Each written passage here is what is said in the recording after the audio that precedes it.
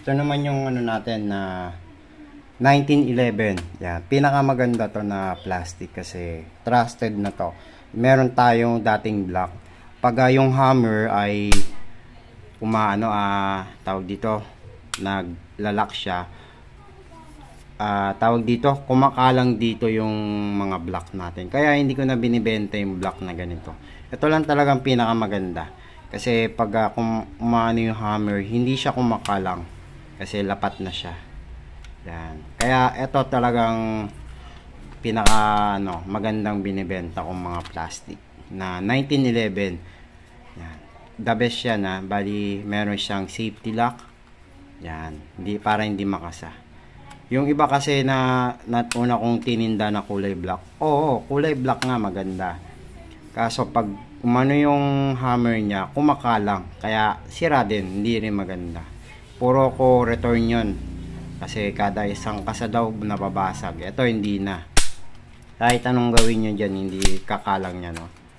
Pag umano, sakto, meron siyang clearance pa rin. Yan. Kaya babalik pa rin siya na maayos. Okay? Ito yung gray natin na 1911. Yan, na plastic. Okay, ito naman yung ating silver head. Plastic din, ha?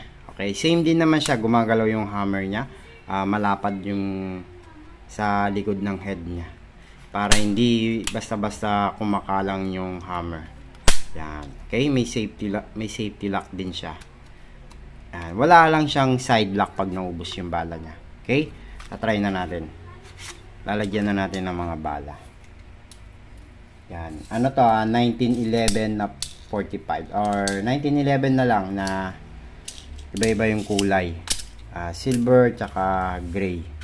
Yan lang yung pipiliin nyo. Lalagay ko na lang yung mga link natin para clickable naman.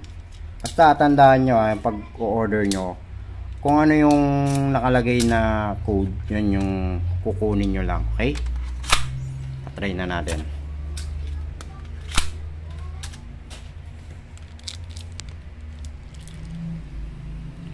Yan. Ito yung 1911 natin na silver.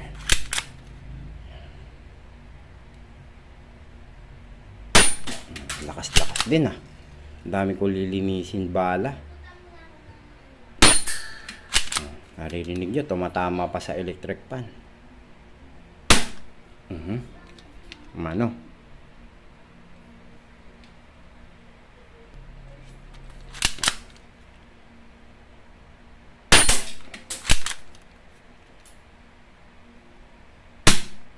Umano siya. Hindi ko nakasa sigurong maayos. Teka lang. Nagano na siya. Yan, minsan yung kadalasan yan may bara, bali susundutin nyo lang Teka lang. Yan, ganito lang yan pag nagbabara. Yan, yung ano na yun last ng ano. Susundutin nyo lang ng stick lang. Pag pang pellet, stick. Pag medyo mamahalin, siyempre magandang panundot yun. Yan, di kadalasan talaga yung mga bala kasi ay merong mga tawag dito, may mga hindi magaganda yung ano niya, yung mga tabas ng ating ano. Kung gusto niyo yung walang bara, ito yung gamitin nyo, yung mga ano natin, etong mga BBS natin na ano yan, maganda, makinis yan, full polish yan, yan yung ano. Okay, yan, wala nang bara yung ating toy. Tatry pa rin natin isang beses. Yan, kasi nawala yung isa. Yo, diba? Ano pa rin, goods na. Okay? Texting naman natin yung gray natin. Basta pag kayo nagbabara yung mga toy nyo. Ano nyo lang, sundutin nyo lang ng ating walis ting-ting. Yan.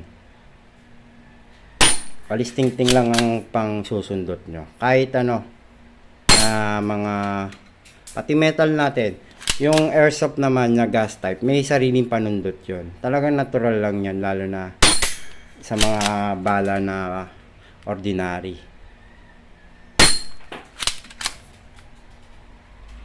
Yan. Okay, last.